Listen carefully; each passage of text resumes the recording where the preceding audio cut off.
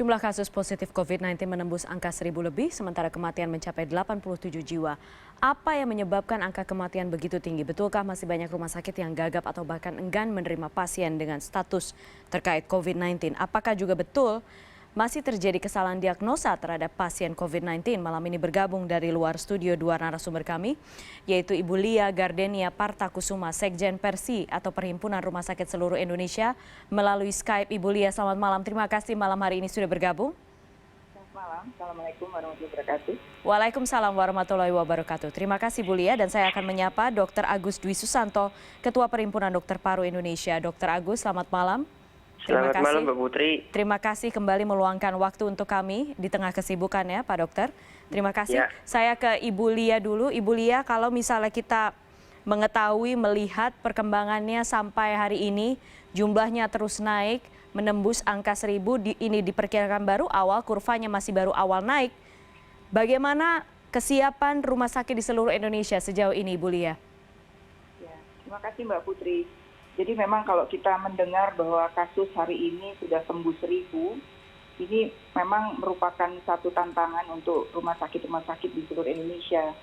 Saat ini tempat tidur yang ada di rumah sakit seluruh Indonesia itu sekitar 276.000 dan hanya sekitar 13.800 ICU yang ada. Nah, jadi artinya kalau misalnya tiba-tiba terjadi pelonjakan dari penderita, tentu rumah sakit sudah harus merubah strateginya. Dan sekarang dari laporan-laporan yang kami lakukan, sering sekali ada webinar atau pertemuan-pertemuan yang menanyakan kesiapan rumah sakit. Memang akhirnya beberapa rumah sakit merubah tempat tidurnya. Yang tadinya rumah sakit itu tempat tidur biasa, maka dirubah menjadi tempat tidur isolasi. Nah, itu yang mungkin sedang digalakkan sekarang ini. Berapa persen dari rumah sakit yang melakukan itu, Bu Lia? Dan apakah di kota besar saja atau kemudian mereka yang berada di daerah juga sudah mulai melakukan hal itu? Kalau saya dengar dari teman-teman di rumah sakit, terutama di rumah sakit provinsi, mereka sudah melaksanakan perubahan tersebut. Bahkan sampai ada rumah sakit yang semula bukan merupakan penyakit infeksi, itu justru mereka rubah menjadi, nantinya akan menjadi rumah sakit khusus COVID-19. Jadi tergantung dari provinsi masing-masing, melihat angka yang ada sekarang ini, maka banyak rumah sakit sudah merubah jumlah tempat tidurnya. Bahkan ada rumah sakit yang mulai mengurangi jumlah pasien yang bukan COVID, karena banyaknya pasien masuk yang harus ditangani segera. Oke, saya ke Dr. Agus dulu. Dr. Agus, sudah menembus 1.000 dan ini kalau dari grafisnya masih baru merangkak naik grafisnya, Dr. Agus. Seburuk apa sebenarnya kondisi yang kita hadapi dan yang akan kita hadapi, karena PDP pasti jumlahnya lebih banyak, ODP apalagi, perkiraan pemerintah ada 600 hingga 700.000. Ya, jadi memang kondisi sekarang ini yang sudah menembus angka 1.000 tentu harus mendapat perhatian, karena artinya banyak kasus-kasus di dalam populasi di masyarakat yang kemungkinan besar itu belum terdeteksi. Dan itu bisa menjadi sumber penularan kepada orang lain yang tidak sakit, sehingga kasus itu akan bisa bertambah banyak. Kalau tidak ada upaya-upaya nyata dari pemerintah untuk mencegah terjadinya transmisi lokal yang makin meluas, tentu ini harus menjadi perhatian, supaya harus dilakukan upaya-upaya yang betul-betul maksimal, sehingga penyebaran transmisi lokal di antara populasi itu bisa berhenti atau minimal dapat pelandai turun. Gitu. Dok, ada yang menarik dari angka-angka ini sebenarnya. Mereka yang meninggal itu, saya ambil contoh di Depok ya, dari 2 positif, ada 10 yang dalam statusnya masih PDP tapi kemudian sudah meninggal dunia. Apakah ketakutan kita bersama terkait lambatnya hasil atau penentuan status positif itu dari hasil tes swab itu saat ini sudah terjadi, Dok?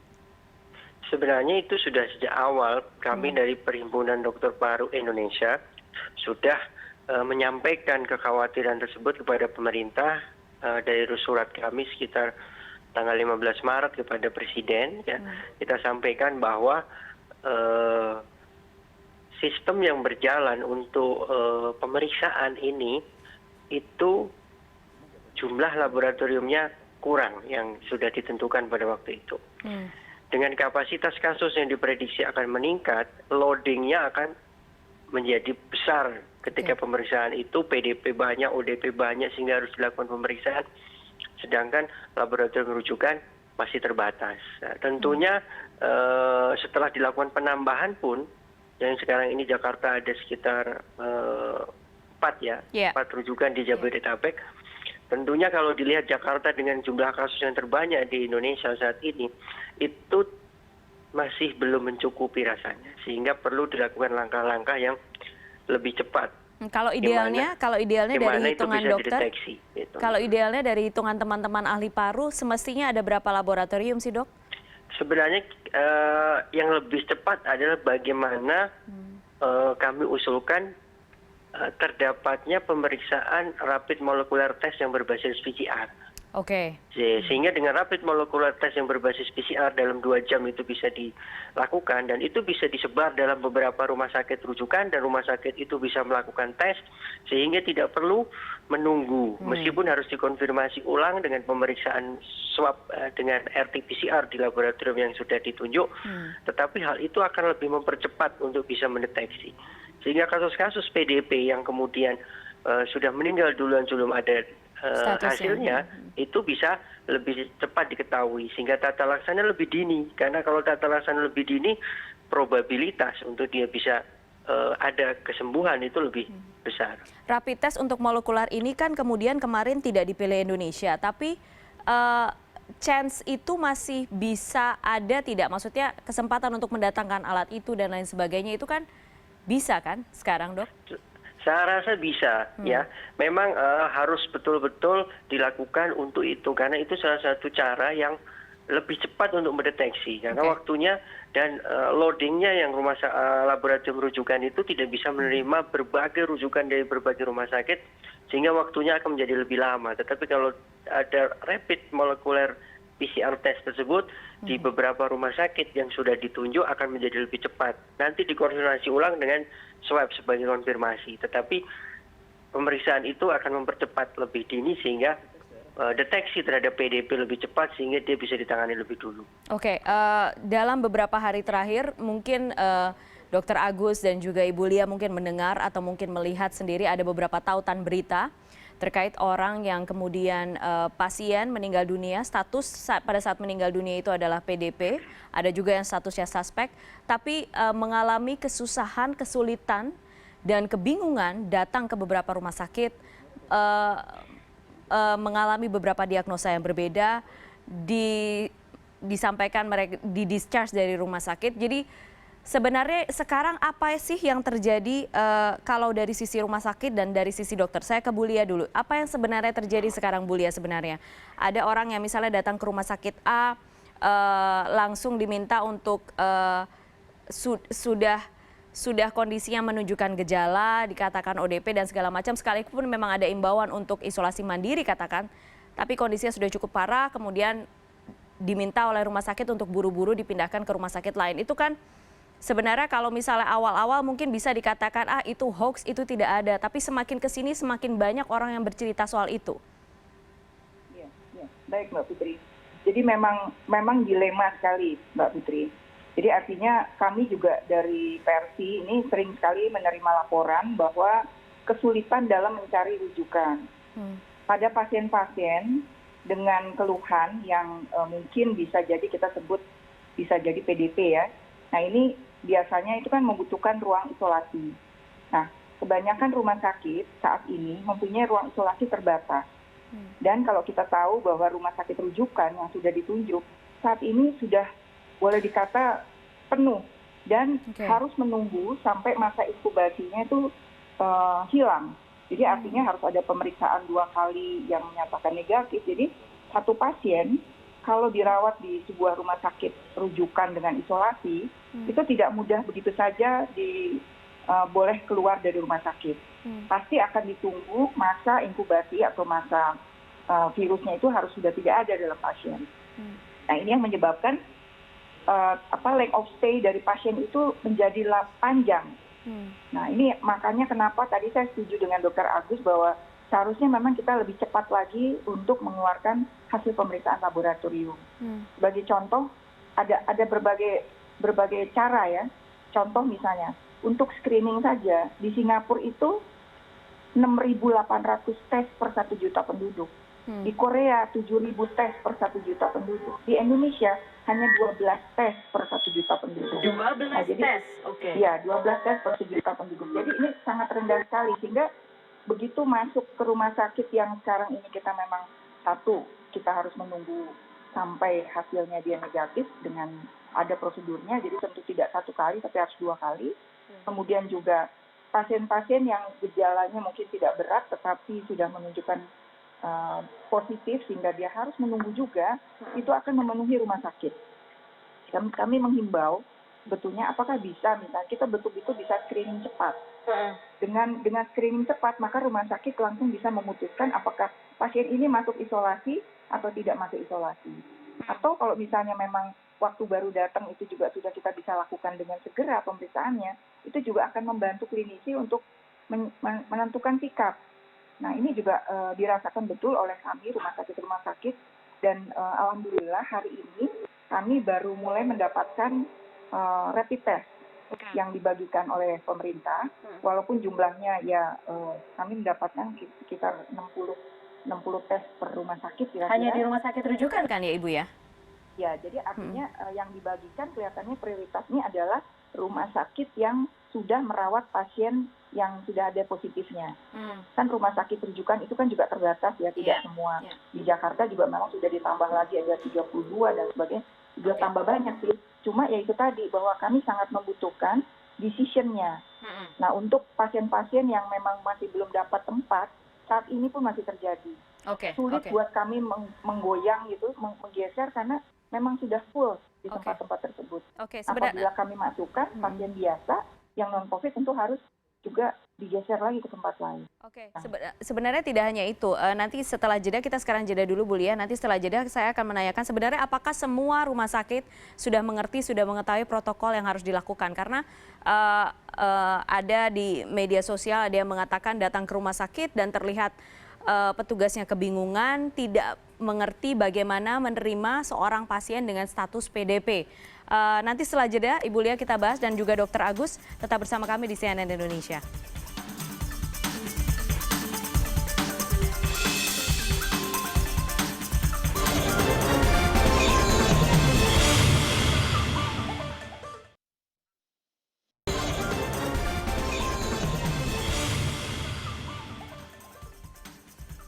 Anda kembali bersama kami di CNN Indonesia Prime News. Saya masih bersama Ibu Lia Gardenia Partakusuma, Sekjen Persi, Perhimpunan Rumah Sakit Seluruh Indonesia melalui Skype, dan juga Dr. Agus Dwi Susanto, Ketua Perhimpunan Dokter Paru Indonesia melalui sambungan telepon.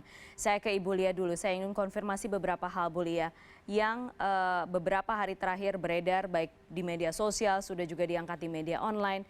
Ada beberapa rumah sakit yang tidak tahu harus bagaimana menangani pasien PDP. Bahkan ada pernyataan dari di media sosial, ada satu rumah sakit di Jakarta, di pusat kota, bahkan ketika didatangi baru kemudian mengenakan pakaian APD lengkap, bingung bagaimana pendekatan seperti apa yang harus dilakukan, bingung merujuk pasien kemana. Itu sebenarnya bagaimana Bu Lia? Apakah semua rumah sakit sudah memiliki persepsi yang sama? Ini peristiwa di Jakarta. Saya tidak membayangkan apa yang terjadi di daerah Bu Lia. Ya, baik.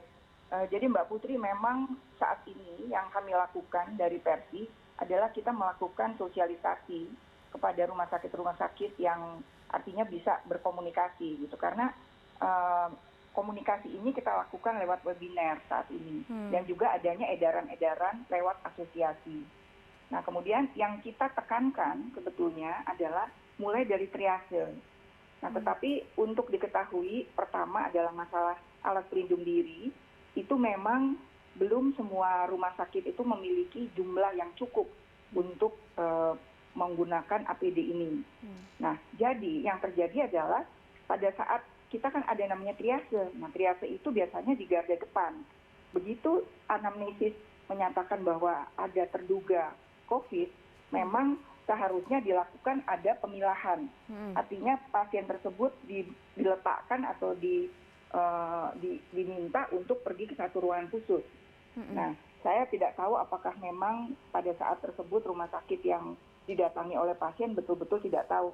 Apabila memang betul-betul tidak tahu, sebetulnya kita bisa menyampaikannya ke dinas kesehatan atau mungkin bisa menghubungi Persi juga. Karena kita inginnya tentu triase ini dilakukan secara baik. Tapi sekali lagi kalau dinyatakan tentang alat pelindung diri atau baju APD, itu terus terang saja kami sendiri, rumah sakit besar di Jakarta, itu kesulitan. Gitu. Jadi tidak mungkin kita semuanya itu menggunakan APD lengkap dari depan di seluruh rumah sakit. Itu pasti akan ada yang tidak menggunakan APD mungkin, atau hanya menggunakan yang minimal yaitu masker. Sulit sekali saat ini kita mencari masker yang harganya pun naik sampai mungkin sekitar 10 kali lipat. Tapi titipan dari kami, dari Persi adalah selalu untuk meminta rumah sakit selalu mempunyai triase yang baik lah secara prosedur. Karena itu sangat menentukan ya, proses triase itu kan identifikasi betul. Itu sangat menentukan ya Bu Lia ya? Iya, betul. Dan itu juga nanti berlapis lagi. Nanti berlapis lagi setelah nanti ada artinya pertanyaan-pertanyaan yang mengarah kepada pasien COVID-19 ini, maka nanti akan ada dokter yang menanyakan. Jadi biasanya triase itu memang perawat, tetapi yang sudah dibekali dengan pengetahuan mengenai COVID itu seperti apa. Nah, nanti dokter akan datang ke layer berikutnya. Nah, itulah yang akan ditanya dan sebagainya, dilakukan pemeriksaan. Biasanya akan dilakukan pemeriksaan darah dan pemeriksaan radiologi, pemeriksaan foto, ronsen. Nah, setelah itu barulah bisa ditentukan apakah harus dirawat ataukah boleh pulang untuk self isolation secara mandiri. Ya. Saya ke Dokter Agus terkait dengan proses triase yang tadi juga sudah disampaikan oleh Ibu Lia.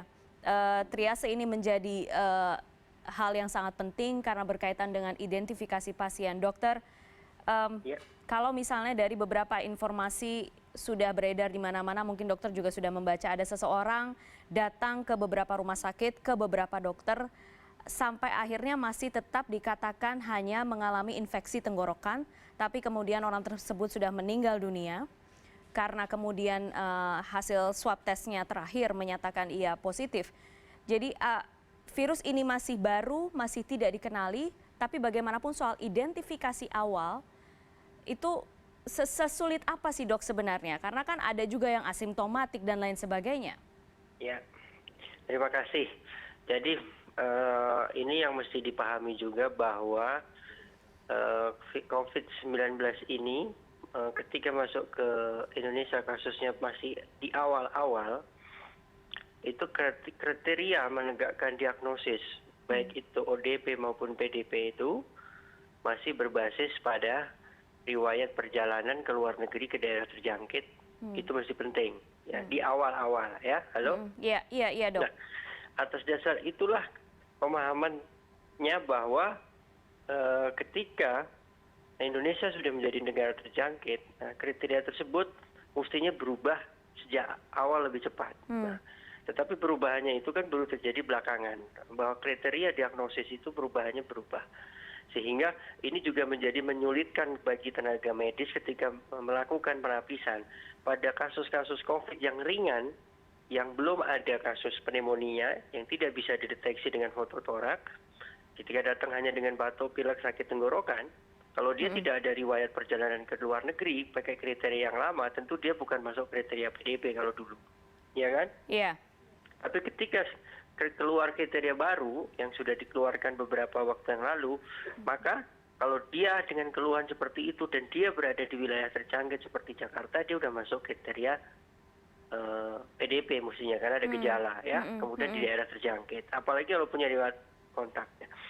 Tentunya ini menjadi salah satu masalah di dalam deteksi dini triase ketika ada perubahan kriteria itu. Nah, mungkin kedepannya itu akan menjadi perbaikan bahwa semua dokter akan tahu bahwa itu sudah terjadi perubahan di dalam kriteria tersebut, dan itu butuh sosialisasi dari profesi-profesi. Sudah Karena dilakukan belum dok sosialisasi kalau itu? kami dari Dokter Paru Indonesia sudah melakukan sosialisasi perubahan-perubahan itu secara berkala, baik lewat informasi WA group maupun juga webinar yang kita lakukan, itu kita selalu sampaikan. Itu menjadi salah satu faktor ya kemungkinan yang bisa terjadi. Di lain juga adalah masalah yang tadi sudah disebutkan oleh Dr. Lia ya, mengenai masalah triasenya, kemudian kesiapan alat pelindung diri. Nah, itu juga harus dipahami betul sebagai salah satu kendala. Mungkin tidak satu faktor, kendalanya ada beberapa faktor. Tapi sebenarnya dok, apakah dokter kita masih bisa menangani ini semua? Ya, insya Allah dokter kita masih bisa menangani kasus-kasus COVID. Tetapi kalau pelonjakan kasus nanti yang begitu besar, tentunya kita ada masalah krisis sumber daya manusia ya. Ini sudah disampaikan juga oleh IDI bahwa kedepannya kalau kasusnya akan berlebihan, maka akan ada kekurangan sumber daya manusia, baik dari tenaga paramedis, tenaga laboratorium, sampai juga tenaga dokter spesialis yang menanganinya. Itu harus menjadi pemikiran bersama. Perbandingan dokter dan pasien di Indonesia berapa dok saat ini? Perbandingan dokter dan pasien atau penduduk? Penduduk. Ya kalau dilihat kan 1:100.000. Oke, dan itu masih jauh sekali ya dari. Ya. Oke.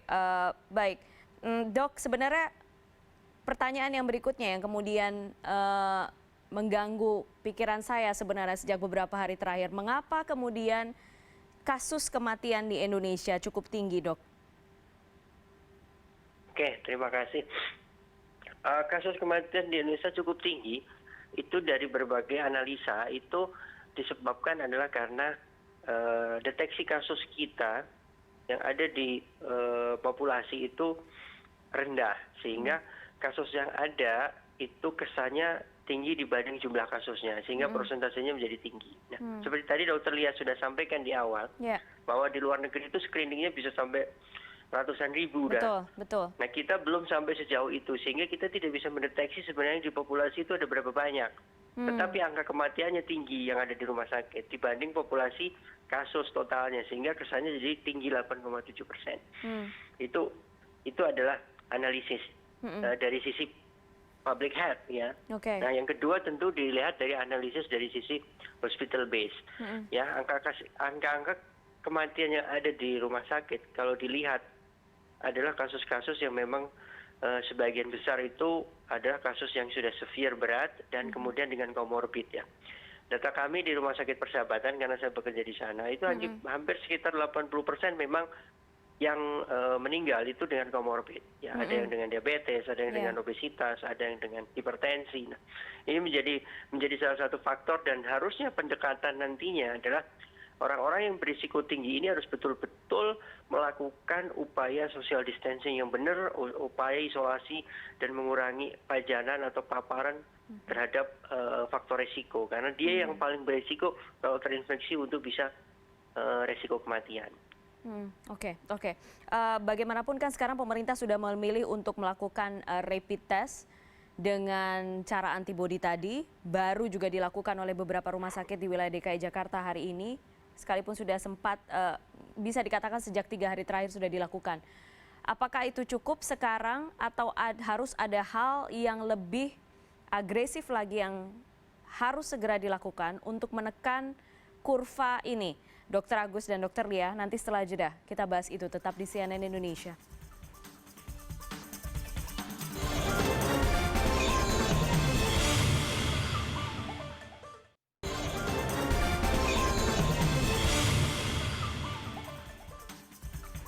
Anda masih bersama kami di CNN Indonesia Prime News. Saya masih bersama dengan Sekjen Persi Perhimpunan Rumah Sakit Seluruh Indonesia melalui Skype, Ibu Lia, dan juga Dr. Agus Dwi Susanto, Ketua Perhimpunan Dokter Paru Indonesia. Kita masih membahas perjalanan penanganan kasus COVID-19 di Indonesia sejak awal 2 Maret kemudian hingga saat ini sudah 1 bulan berlalu, tapi Dr. Agus tadi juga sudah mengatakan bahwa harus segera dilakukan sesuatu yang lebih cepat untuk mendiagnosa, karena ketika kasus ini jumlahnya semakin meningkat, dikhawatirkan penanganan akan semakin berat bagi para dokter dan tenaga kesehatan. Tapi Bu Lia, kalau misalnya kita melihat dari rumah sakit ini sekarang, sesiap apa untuk penanganan atau sesiap apa untuk menghadapi keadaan terburuk? Maksud saya terburuk begini, saat ini sudah ada ribuan orang yang melakukan perjalanan mudik ke wilayah Jawa Tengah, Jawa Timur, dan Jawa Barat. Dengan fasilitas kesehatan yang Ibu Lia tadi mengatakan, kita semua juga sudah tahu mungkin tidak merata, APD juga saat ini masih terbatas, bahkan di Jakarta saja Ibu Lia tadi mengatakan masih banyak rumah sakit besar yang APD-nya terbatas di Jakarta, apalagi di daerah. Jadi sekarang yang akan disiapkan Persi kepada anggotanya seperti apa Ibu Lia? Karena tidak mungkin hanya sebatas sosialisasi lagi, harus ada yang bisa lebih dilakukan. Dan jika akan melakukan sesuatu, akan bergandengan tangan, mengajak siapa Ibu Lia? Iya. Jadi yang pertama yang saya perlu sampaikan kepada rumah sakit adalah silahkan langsung harus bergabung dengan wilayah tempat. Artinya sudah harus bicara strategi di mana ditentukan yang betul-betul akan merupakan rumah sakit rujukan dan di mana yang akan menjadi rumah sakit penyangga. Kalau perlu didirikan rumah sakit lapangan yang artinya bisa membantu rumah sakit yang kalau pada saat pasiennya sudah terlalu banyak mungkin dia harus dipisahkan atau dikirim ke rumah sakit darurat tersebut. Dan kemudian yang itu adalah untuk kasus-kasus ya. Nah kemudian untuk pemilihan tadi, untuk kita butuh ada diagnosa yang cepat. Sehingga kita bisa memilah mana pasien yang perlu karantina saja, mana yang perlu di rumah, atau mana yang perlu dirawat. Karena tidak akan mungkin rumah sakit itu bisa merawat seluruh pasien yang artinya gejalanya ringan. Tetapi dibuatlah sistem rujukan yang baik. Artinya bagaimana sistem informasi bisa membantu pada saat kondisi-kondisi perburukan pada pasien-pasien yang diisolasi di rumah misalnya. Sebab kalau tidak begitu tidak mungkin mencukupi. Jadi konsep berbasis wilayah ini sangat diperlukan. Dan sekali lagi saya juga mengingatkan, ini khusus untuk kesehatan. Di rumah sakit itu potensi penularan itu tinggi sekali. Jadi jangan sampai justru di rumah sakit terjadi penularan antara pasien ke pasien, antara dokter atau perawat ke pasien, atau bahkan mungkin dari pasien atau dari tenaga kesehatan ke pengunjung misalnya, atau ke warga lain yang sebetulnya hanya mengantar dan sebagainya. Jadi perlu sekali alat pelindung diri. Jadi pastikan bahwa APD itu aman atau cukup jumlahnya untuk rumah sakit yang akan menangani ini. Dan saya yakin kalau memang kasusnya banyak, mungkin tidak bisa lagi. Yang ini tidak menerima, yang ini menerima itu tidak bisa. Semua rumah sakit harus siap. Semua rumah sakit harus siap. Dan saya mohon sekali lagi kepada Bapak Gubernur di setiap wilayah, silahkan Anda mendata rumah sakit yang ada. Dibuat peta strateginya. Mana yang akan ditunjuk menjadi pusat rujukan COVID-19.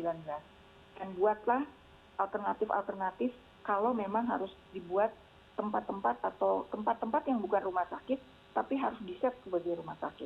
Mungkin itu saja dari saya. Oke, baik. Berikutnya ke Dr. Agus. Dr. Agus, sekali lagi saya ingin menegaskan, saya ingin memastikan sekali lagi bahwa setiap dokter bisa dan mampu betul-betul mengidentifikasi mereka yang terinfeksi COVID-19.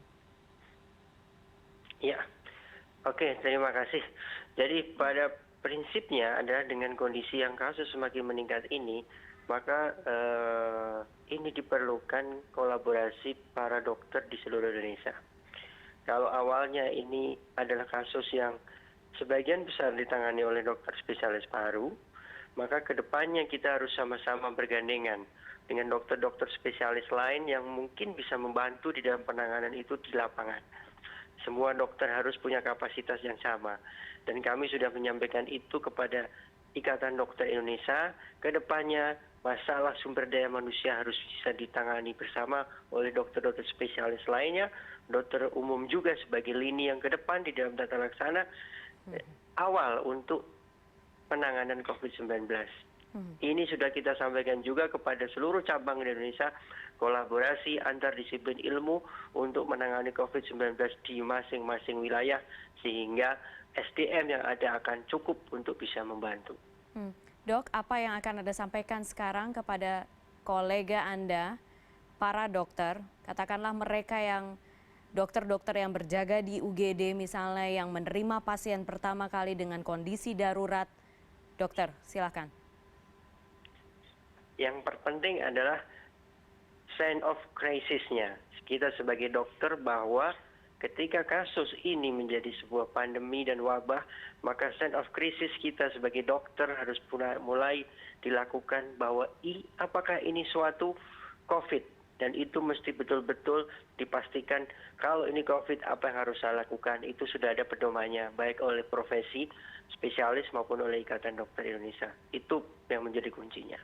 Oke, baik. Dr. Agus Dwi Susanto, terima kasih malam hari ini sudah bergabung di CNN Indonesia, dokter. Terima kasih atas waktu Anda. Dr. Lia Gardenia Partakusuma, Sekjen Persi, terima kasih banyak sudah bergabung malam hari ini di CNN Indonesia. Ya, kita sekarang jeda. Setelah jeda, Gunung Merapi kembali meletus mengeluarkan awan panas. Akibat letusan muncul kolom abu setinggi 5.000 meter dari kawah gunung. CNN Indonesia Prime News segera kembali.